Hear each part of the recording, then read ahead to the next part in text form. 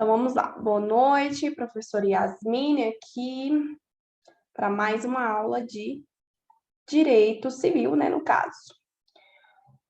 Vou começar aqui apresentando para vocês essa situação que, bom, eu sempre gosto de mostrar para vocês como que isso é cobrado, né, nas provas. Como que as temáticas são cobradas aí nas provas.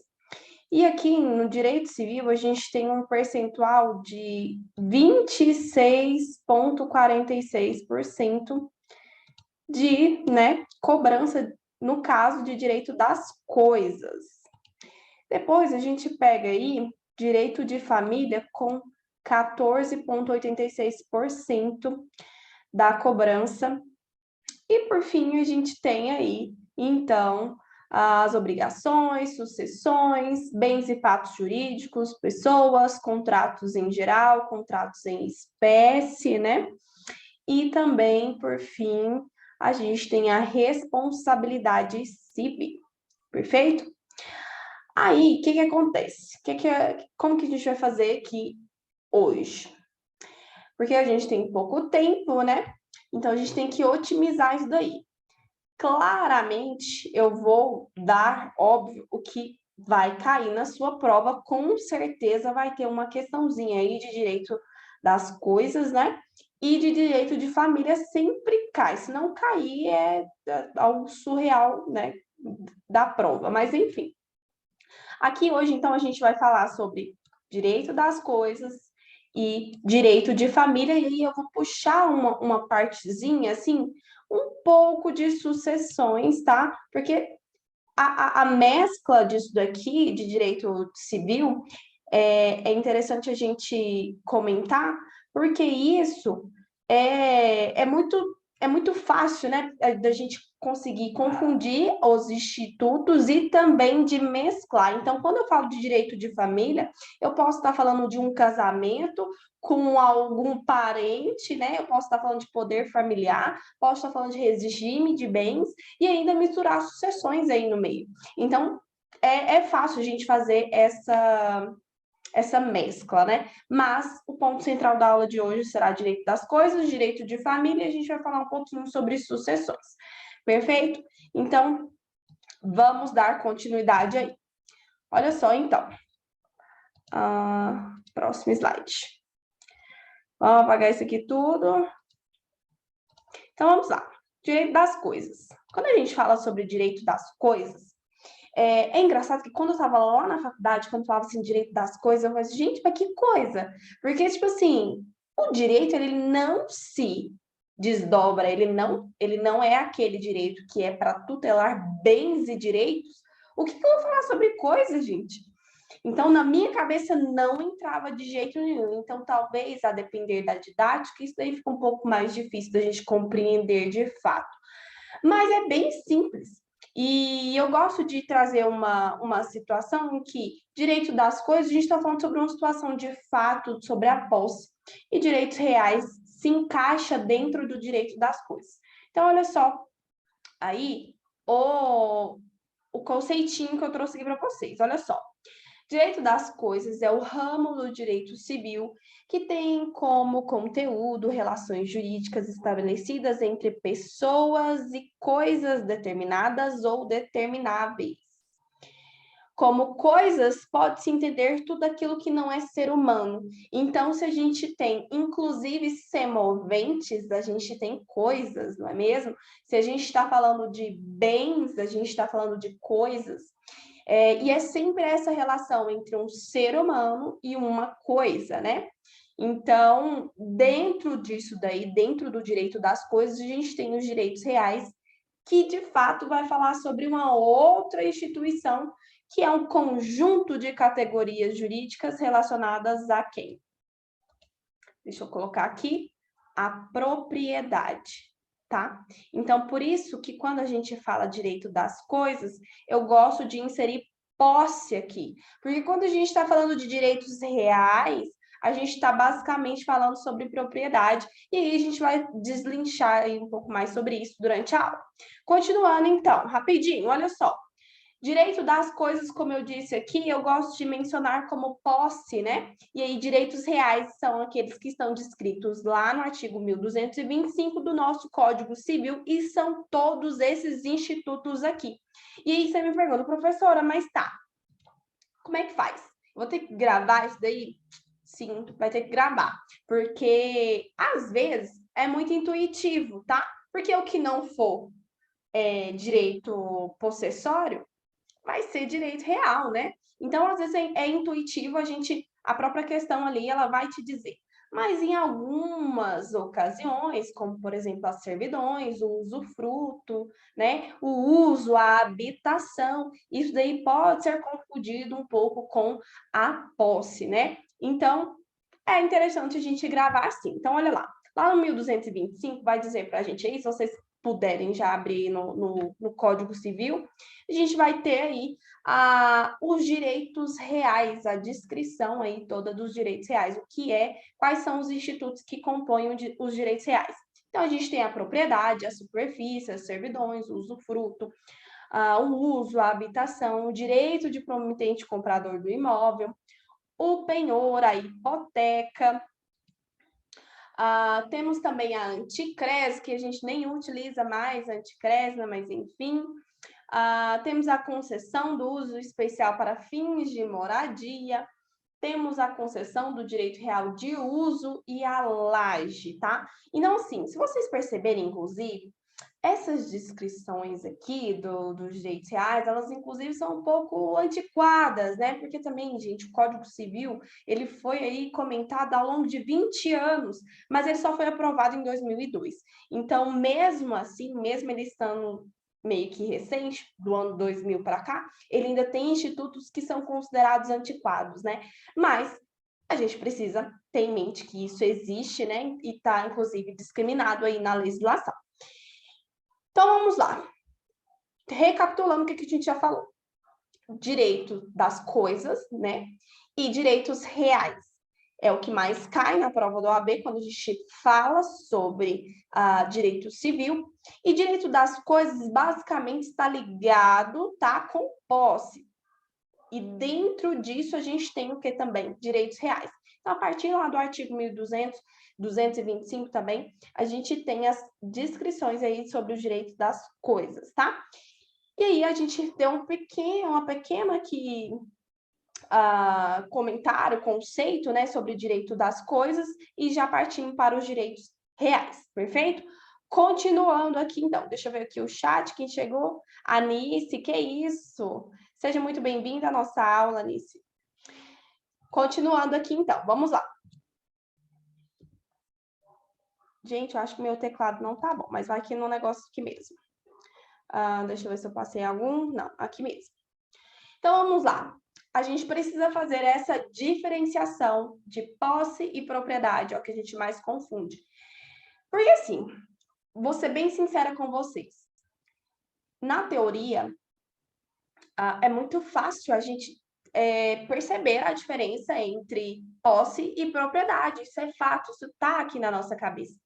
Só que quando isso cai na prova, e aí ele ainda, a prova, a banca, a questão ainda traz alguma situação que é um pouco mais posse, que você fica com medo, tá? E a propriedade? Porque você não consegue desvincular na prática do tipo, beleza, eu sou dona de um celular. Então, quer dizer que eu tenho a posse desse celular. Beleza, é um bem imóvel. Mas quando você tem um bem imóvel, você automaticamente não consegue fazer essa distinção ou desassociar a propriedade da posse. Você já logo imagina, pô, a pessoa é dona, ela é proprietária daquele imóvel. Como que ela vai ceder a posse para outra pessoa? Isso é o que mais acontece, tá? E eu nem digo ceder, às vezes a pessoa, né, teve um esbulho, teve uma turbação, enfim, a gente vai falar sobre isso. Mas o que na teoria você precisa compreender e saber fazer essa distinção entre posse e propriedade? Isso tem que estar bem claro na sua cabeça, porque é aonde a prova vai te cobrar, se você sabe fazer essa distinção, tá? Então, primeiro a gente tem ali posse, que é a situação, eu gosto de trazer aqui como se fosse uma situação de fato com uma coisa. posse, ela se desvincula da propriedade, porque eu não preciso ser dona de algo para eu ter a posse de algo. Da mesma forma, eu trago propriedade aqui como uma situação de direito sobre a coisa, porque eu posso ser dono da coisa, não posso ter propriedade, aliás, a posse dela, né? Eu posso ser proprietário dela, mas posso não ter a posse, mas eu tenho direito sobre aquela coisa. Diferentemente um pouco, né? Que a gente vai ver as situações aí de direitos possessórios, né? E então a gente consegue, sim, didaticamente fazer essa distinção sobre essa situação aqui, trazendo posse e propriedade. E aí eu trago a atenção aqui para vocês sobre esse julgado recente do STJ, que ele utiliza-se dessa autonomia de direito possessório e direito proprietário, né, do proprietário, e ele diz, o STJ teve esse julgado da seguinte forma: ele utilizou-se dessa ideia da autonomia entre posse e propriedade para concluir que é possível a partilha em sede de divórcio de um imóvel em situação irregular. Tá, aí eu vou te falar o seguinte.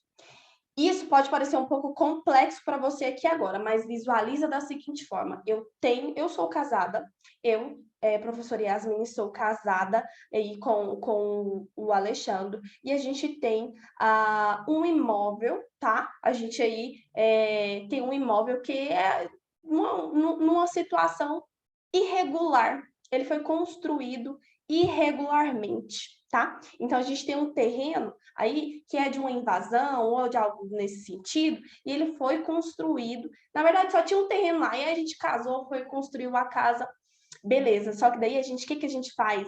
A gente vai lá e se divorcia. E esse imóvel, ele é irregular. Ele é irregular. A gente tem a propriedade desse imóvel? Não, porque a gente não tem registro dele, né? A gente entende, já, partindo do pressuposto que vocês já estudaram direito civil muito aí na vida de vocês, a gente tem essa concepção que a propriedade de um bem imóvel, ela só é a partir do momento que tem o registro, certo? Se eu tenho um registro no cartório competente, eu tenho a propriedade. Mas a posse não, eu posso ter a posse a qualquer momento, não é mesmo? Então, vamos supor nessa situação aí, que a gente se separa, e aquele bem imóvel que a gente construiu naquele terreno irregular, eu posso ter a partilha dele? O STJ entendeu que sim. Eu posso ter a partilha daquelas benfeitorias, tá? No caso, ok? Não do terreno em si. Mas imagine só, olha que precedente, né? Primeiramente, a gente tem um bem imóvel que vai ter a sua partilha. É possível desvincular a coisa do terreno? Não, né? Então, esse daí que causou muita celeuma na doutrina, e, enfim, entre os pesquisadores, juristas, e é isso. E as provas, atualmente, está começando a cobrar esse tipo de coisa, e agora mesmo a gente vai ver uma questão sobre isso, tá bom? Então, professora, como é que é? Repete aí, por favor, que falhou aqui. Certo. Aqui em 2020, a gente teve um julgado aqui do STJ, que é esse quadrinho aqui em azul que eu trouxe para vocês, que ele traz aqui um precedente dizendo o seguinte: olha, eu tenho um casal, chegou ao STJ essa seguinte demanda: eu tenho um casal que construiu uma casa num terreno que é irregular. Só que, veja só, eles não têm a propriedade, porque propriedade a gente só tem com registro, então eles não têm a propriedade, eles tinham a posse daquele imóvel.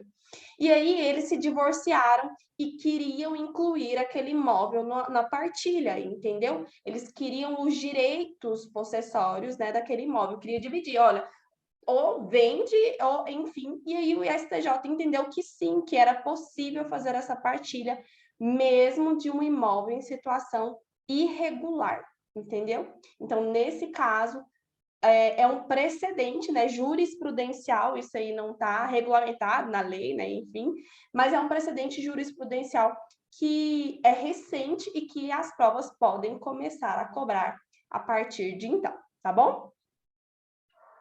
E aí eu vou trazer uma questãozinha aqui sobre isso e a gente comenta um pouco mais também sobre isso. Continuando aqui então, vamos lá. Vamos falar um pouquinho sobre posse. A gente tem tipos de posse, né? E aí a gente tem a posse justa e a injusta.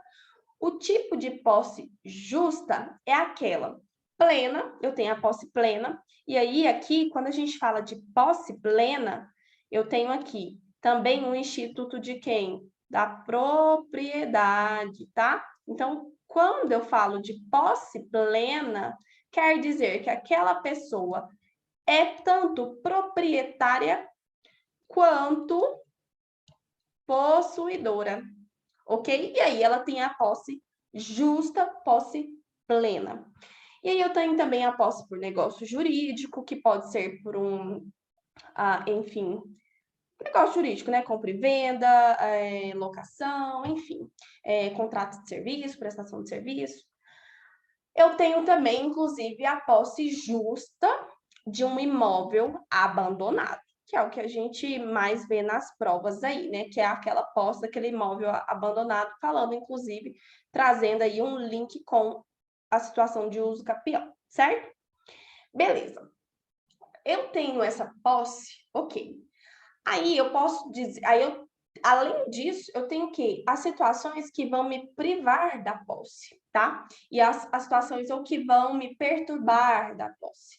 E isso é que a gente chama de esbulho, turbação ou ainda uma ameaça, né? E quando eu tenho essas situações em que eu tenho uma posse justa, né? Eu tenho uma posse justa de determinado bem, seja ele móvel, seja ele imóvel, tá? E aí eu vou ter essas situações em que ou alguém quer me privar daquela posse, tá? E aí eu vou ter o esbulho, ou alguém vai me perturbar na posse, e aí eu vou ter a turbação, ou ainda alguém vai me ameaçar de tirar a minha posse, e é a ameaça no caso, né? E aqui eu trouxe para vocês os institutos possessórios no caso de ações, né? Se eu tiver uma privação, um esbulho, eu vou entrar com uma reintegração de posse, porque o esbulho, ele necessariamente vai precisar aí de uma posse injusta, né? Uma ameaça ali, uma violência, né? A turbação, aí eu vou precisar de uma ação para me manter na posse, né? Ou ainda se eu tiver alguma ameaça, eu vou entrar com um interdito proibitório, porque aquela pessoa não chegue a concretizar ali, não chegue a retirar a minha posse. Perfeito? Eu estou andando um pouquinho mais rápido, porque a gente vai resolver bastante questões e a gente vai conversar um pouco mais para vocês visualizarem, tá bom? Então, continuando, falamos sobre posse justa. Posse justa temos 3 tipos: a plena, a por negócio jurídico e também aquela posse de imóvel ou móvel abandonado, tá? Aí agora temos o quê? A posse injusta, o tipo de posse injusta. Temos o quê? A posse violenta, né? Que é uma posse injusta, a pessoa vai lá, entra com arma, bate, enfim, te expulsa do imóvel, da posse, né? Ou a clandestina, que é aquela que não tem a publicidade. Aqui eu trago um ponto bem bacana para vocês, porque uma posse justa, ela precisa de publicidade. O que seria a publicidade? Não só para aquelas pessoas que estão ao redor daquele bem, e isso especificamente estou falando de um bem imóvel, né? Mas como também é preciso que o dono da coisa, do proprietário, né, ou ex-possuidor, enfim, tenha condições de ter ciência de que aquele imóvel não tem mais a sua posse, está sendo possuído por outra pessoa. Um exemplo clássico disso que a gente sempre fala em sala de aula é que, vamos supor, um apartamento, tá? Que inclusive agora o STJ também já proferiu que apartamento também pode ser objeto de uso capião. Então, vamos colocar lá um apartamento. Você tem um apartamento, esses apartamentos hoje em dia, né?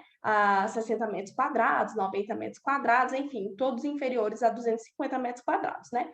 Então, a gente tem lá um apartamento de 60 metros quadrados. Vamos supor, eu estou aqui no meu apartamento de 60 metros quadrados, fiquei sabendo que os meus vizinhos foram para fora, para a Europa, e simplesmente só pagam ali o condomínio e ninguém entra naquele imóvel deles, no apartamento, ninguém cuida, não vejo ninguém lá.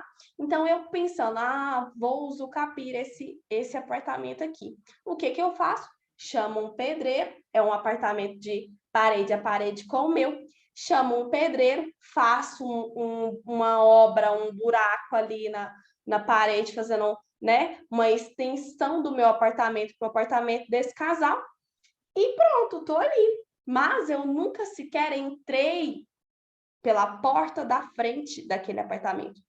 Eu posso morar dessa forma por 20 anos, por 30 anos.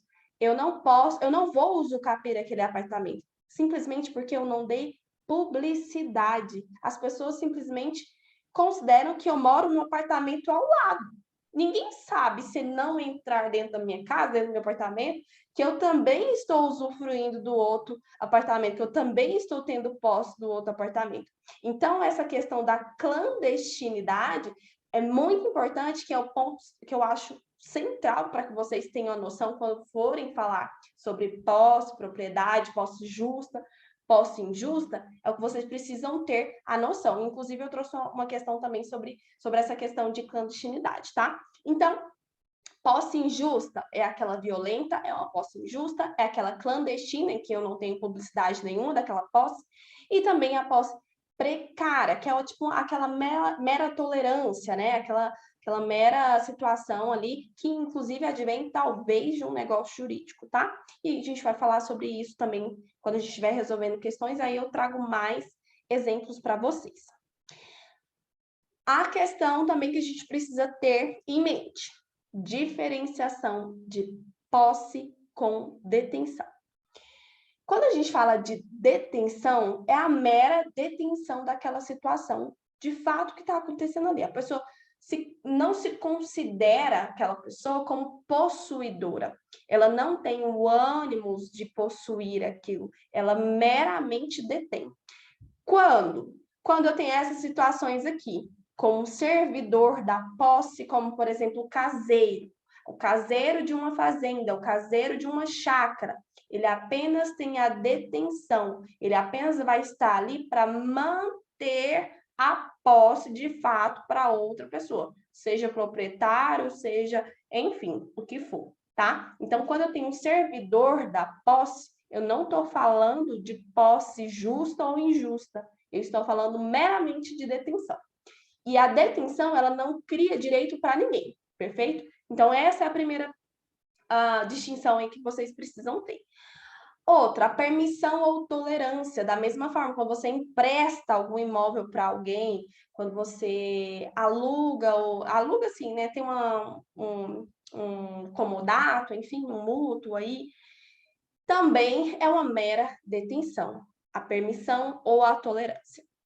A clandestinidade, mais uma vez, se eu tenho ali uma posse injusta por meio de um clandestino, imagine lá o apartamento, eu não estou falando de posse, não, eu estou falando de detenção, porque se eu não dou publicidade, isso não quer dizer que é posse, tá? A outra situação é de bens públicos. Por quê? Porque ninguém, a não ser o poder público, pode ter a posse de um bem público. O que eu vou ter, então? Detenção, tá? Eu não vou ter posse nenhuma de, seja um lote que é da prefeitura ou que é do estado, uma praça, eu vou ter a mera detenção. Posse, não. Perfeito?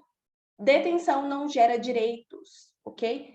Posse pode ser que gera aí algum direito para o possuidor e obrigação para o ex-possuidor, né? Continuando aqui, então. Quais são os aspectos processuais da posse? E isso é muito importante que vocês tenham em mente. Porque, gente, infelizmente, esses decorinhos aí caem em prova e vocês vão ver que caem. Então, primeiramente, o que a gente precisa entender? Antes, né, antes do CPC, isso daqui era separado em ações de procedimentos especiais e tudo mais. Hoje a gente hoje a gente tem juizado especial, enfim, hoje a gente tem duas situações no CPC, né? Que são as ações comuns e as ações especiais. Pronto, acabou. Aqui são ações possessórias, né? Então, olha só, temos aí os aspectos processuais. Quando eu tenho uma posse, quando eu estou falando de uma posse nova, por exemplo, qual que é a posse nova? Aquela que é considerada antes de 1 ano e 1 dia, tá? Então, 1 ano e 1 dia, aí eu posso pedir entrar com uma ação cabível, seja para reintegrar, seja para manter, e aí cabe o pedido liminar, tá? E depois temos a questão da posse velha, que é aquela posse de 1 ano e 1 dia, além de 1 ano e 1 dia. E aí não cabe o pedido liminar, porque a situação, quando a gente está sendo retirado de uma posse, se aquilo te faz, te faz alguma lesão, te traz alguma lesão, é óbvio que você não vai esperar 1 ano ou 2, enfim, para entrar com uma ação cabível. Quando a gente está falando de posse, e aí, inclusive, a gente pode, inclusive, puxar um pouquinho para a propriedade aqui, porque a depender dessa posse, ela pode ser uma maneira de aquisição originária, né? Quando a gente estiver falando de uso capião. Então, eu preciso compreender que se eu estou sendo esbulhado da minha posse, se eu estou sendo turbado da minha posse, eu já tenho que entrar desde já com aquela ação cabível, né? Então, se eu tenho além de 1 ano e 1 dia, eu não posso dizer que aquela pessoa entrou imediatamente. A gente tem 12 meses aí, mais 1 dia, para tomar as medidas judiciais cabíveis, né? Já que não conseguiu, talvez, administrativamente. Então, nesse caso aí, não cabe pedido liminar, se for mais de 1 ano e 1 dia, né? Se for menos de 1 ano e 1 dia, cabe pedido liminar. Perfeito? E esse prazo prescricional aqui, ele tem uma questão, assim, meio que polêmica. Mas não vou nem adentrar o mérito, vou falar tão somente o que está na legislação, para a gente não debater sobre isso. Pelo fato de que esse prazo prescricional é para entrar com as ações possessórias. Perfeito? Então, eu tenho um prazo prescricional. E não é um prazo aquisitivo, ou tipo, não coloque isso na nossa cabeça, coloque que é tão somente questões processuais, tá? Porque quando a gente fala de prescrição, é a perda da pretensão, certo? Então, eu tenho a perca da pretensão aqui de entrar com uma ação cabível na situação em que eu perdi a posse, perfeito? Então, 10 anos aí é o prazo prescricional. E aí a gente fala de duas situações quando a gente está diante da posse. Primeiro, eu preciso observar se aquela posse ela é de boa fé ou se ela é uma posse de má fé, certo? Quando eu tenho uma posse de boa fé, eu tenho que aquelas benfeitorias que aquele possuidor de boa fé realizou no imóvel, né? Ele vai ter o direito de ter essa indenização. Ao passo que, se esse possuidor não tem boa fé, é um possuidor de má fé, prestem bem atenção. Somente as benfeitorias, o quê? Necessárias é que serão indenizadas. Perfeito? E aqui, pessoal, eu digo algo, muito específico, inclusive. Essas benfeitorias, e eu quero que vocês me ajudem na raciocinem aí e me digam qual que é o posicionamento dos senhores. Eu tenho um possuidor de má fé que vai lá. Vamos supor que deu uma enchente ali na casa e estragou uma janela, uma porta e tudo mais, meio que deu uma quebrada ali. Então, necessariamente, ele teve que fazer ali a manutenção dessa porta, dessa janela, dessa parede. Então, ele fez obras necessárias para a manutenção do imóvel. Beleza. Passa-se 5 anos, aí a gente tem uma outra enchente. Só que o dono do lugar vai atrás dele e fala, não, agora essa posse é minha, entra com a ação cabível lá e tudo mais. Enfim, só que aí ele vai lá e perde a ação. Vamos supor, né? Ele entrou com o proprietário do imóvel lá, entrou com a ação cabível e conseguiu recuperar o imóvel.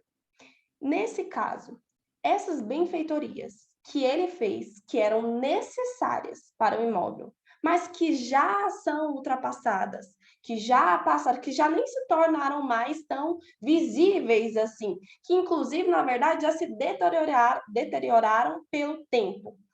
Essas, ainda assim, são indenizadas? O que vocês acham? Mesmo passado muito tempo, essas benfeitorias, elas ainda vão ser indenizadas? Essas benfeitorias necessárias? Vocês conseguiram entender a pergunta?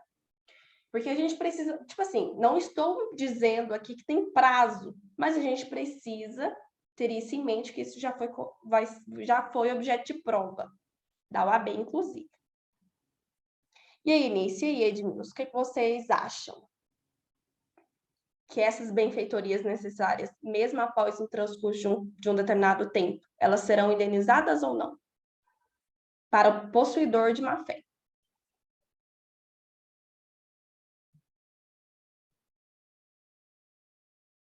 Digam sem medo de errar. A hora de errar é agora.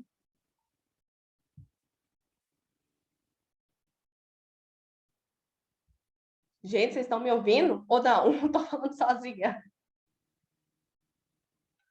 Vou falar. Estou ouvindo, Não. professora. Fala aí, Lice. O que você acha que vai ser indenizado ou não? Acho que não.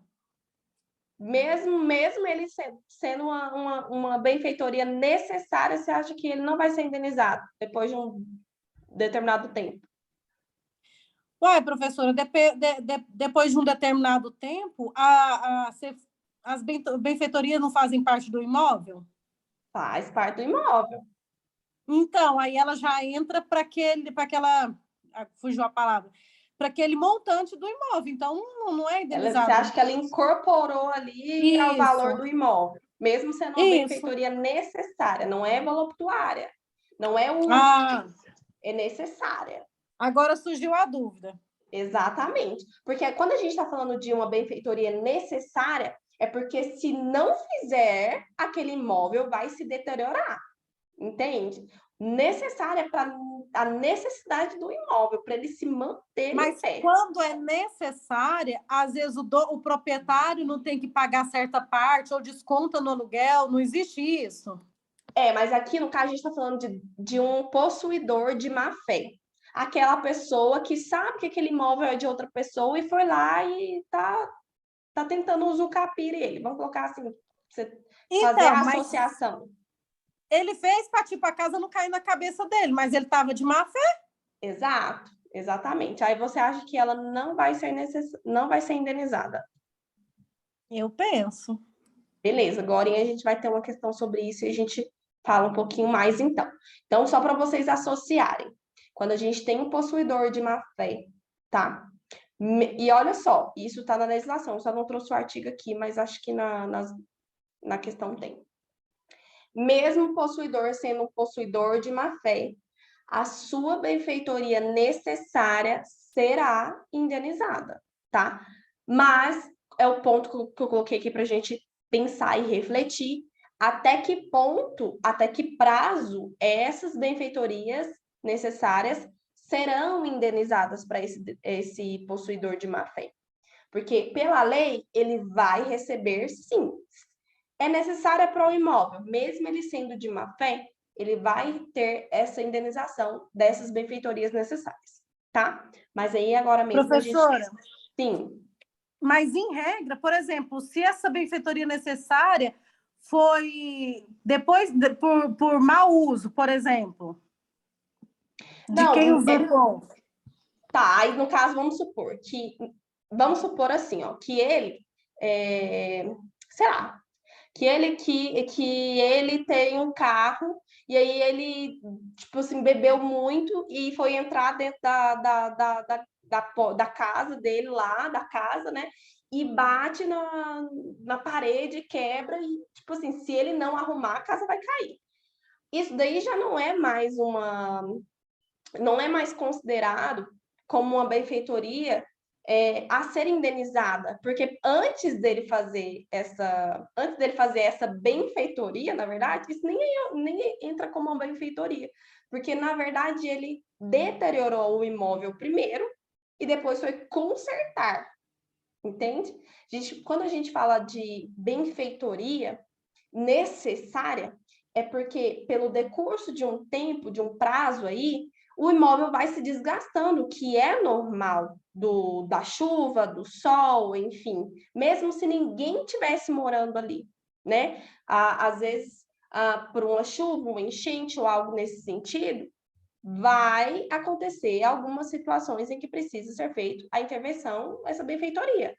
Mas aí, no caso, você trouxe que ele mesmo usou o imóvel e deteriorou o imóvel, né? Aí não seria uma benfeitoria, seria um conserto, entendeu? Benfeitoria é para você trazer a benfeitoria. Então, no caso, mesmo ele usurpando, ele será indenizado. O que está na lei, simples e seco, é assim.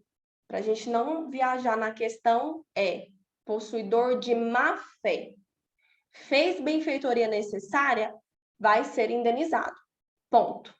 Possuidor de boa fé vai ser indenizado por todas as suas benfeitorias, seja voluptuária, seja útil, seja necessária, tá? O de má fé, apenas a necessária. Alguma dúvida até aqui? Vamos continuar? E aí, agora a gente vai falar sobre a uso capião, para a gente já adentrar algumas questõezinhas e encerrar essa primeira parte da aula.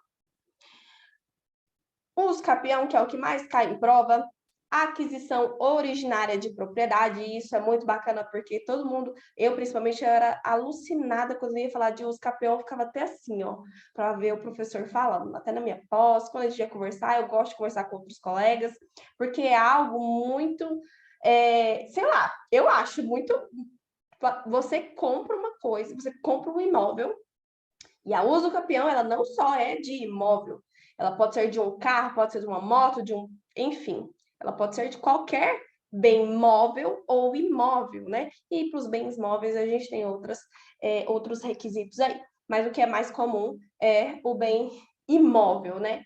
E a gente tem uma série de situações em que faz com que a pessoa, mesmo tendo a propriedade, ela perca aquela propriedade. E isso é a pior das penas depois da privação de liberdade que eu vejo, assim, que eu coloco na balança.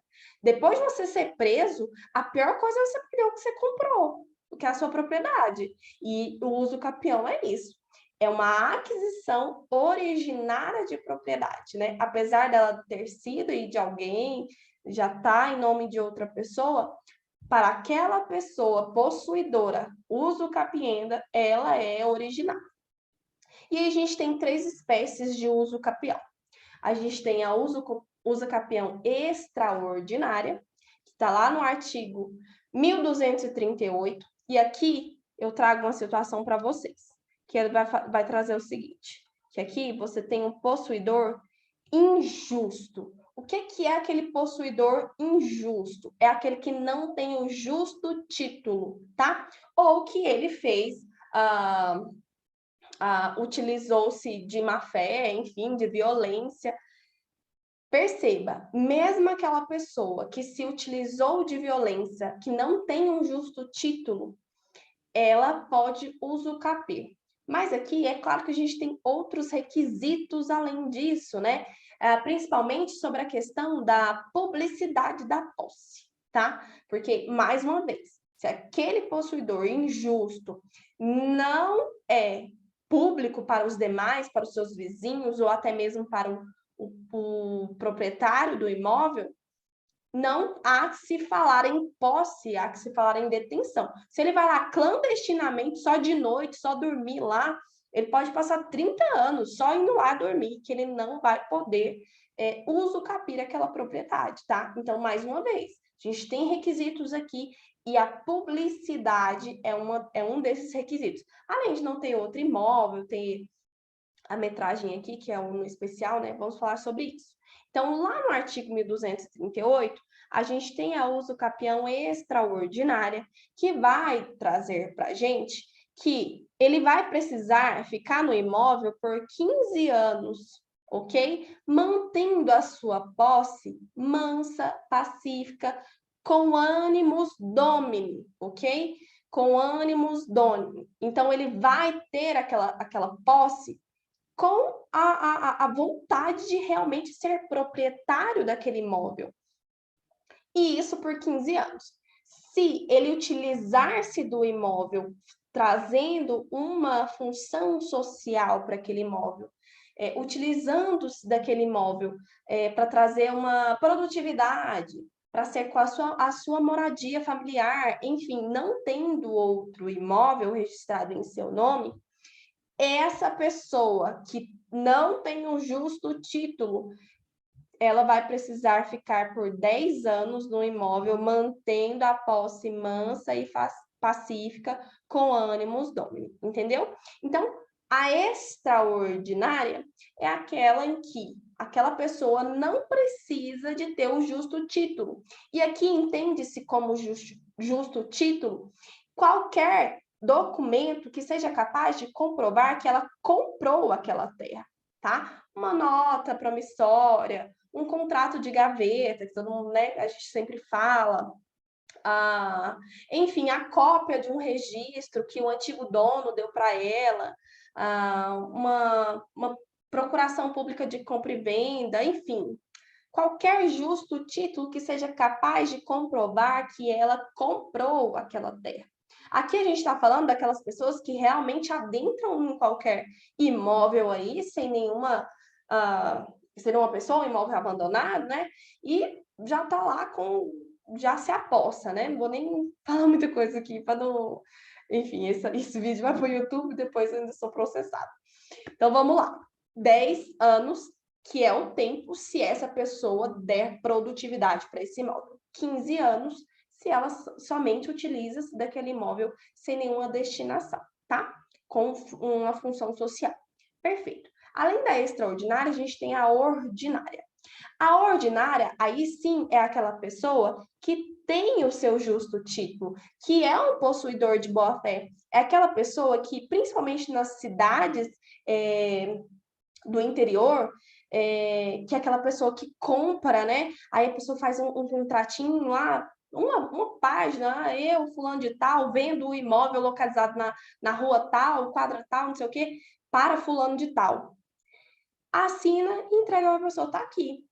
Porque às vezes ela nem sequer tem o registro daquele imóvel também, né? Eles fazem contrato de gaveta, assinam lá, às vezes tem até, né, nem assinatura é com a digital ainda. Ixi, tem muita gente assim nesse Brasil afora, né? Então não tem ali um registro desse imóvel, mas ela tem o justo título, tá? Mas ela tem ali alguma cópia de algum registro antigo, ela tem ali cópia de documentos do antigo dono, ela tem ali alguma coisa, algum documento que comprova que ela comprou aquele imóvel, entendeu? E aí, neste caso aqui, essa posse, ela precisará ser mansa, pacífica, né, com ânimos domini, por 10 anos, ok? Ou por 5 anos, caso aquele registro que ela tenha sido cancelado, ok? 5 anos, se caso aquele registro, aquele justo título que ela tenha, no caso o registro, tiver sido cancelado, a posse aí diminui para 5 anos. Perfeito? Essa é a ordinária. Então, ela é de 10 ou 5 anos. E aí a gente tem a especial, que ela realmente é especial. Ela tanto está tipificada no Código Civil como na Constituição Federal. E aí, no Código Civil, o que eu chamo a atenção para vocês é que lá no Código Civil ela traz uma questão exclusiva para aquele caso de abandono do lar, tá? Então, a gente tem alguns requisitinhos. Primeiro, a metragem desse imóvel. Ele tem que ter até 250 metros quadrados. Não pode ser maior que isso. Ele tem que ser destinado à moradia da família. Isso lá no Código Civil, também na Constituição Federal. Mas o que o Código Civil traz para a gente? Que aquela pessoa ela tem que estar utilizando aquele imóvel por 2 anos com a posse exclusiva quando aquela pessoa já era casada e o seu cônjuge abandonou o lar, entendeu? Então, a única situação que antigamente as pessoas, assim, era um absurdo, assim, até hoje chega cliente para falar assim, olha, doutora, meu marido saiu de casa e aí ele não tem direito a mais nada, né? Já tem 2 anos que ele saiu de casa. Não é bem assim, que antes tinha essa situação, né? Lá no Código de 1916. Mas aqui é tão exclusiva para a situação de uso capião, ok? Hoje em dia, se a pessoa sai do lar, a única coisa que ela vai perder, se ela perder, é aquela posse exclusiva do imóvel, perfeito? E aí ela tem que, enfim, vai perder. A outra pessoa que vai usucapiar a parte dela, e ela vai perder totalmente o imóvel. Ou no caso de 5 anos, e aqui é a Constituição Federal que traz esse prazo, ok? Outro requisito, não pode ter outro imóvel registrado, e o artigo que fala sobre isso no Código Civil é o 1240 ou 1240-A, e na Constituição Federal são os artigos 183 e 191. Aí eu peço, senhores, que vocês abram o código de vocês, deem uma lida nisso daí agora, que daí a gente vai para o intervalinho e volta para resolver questões. Perfeito?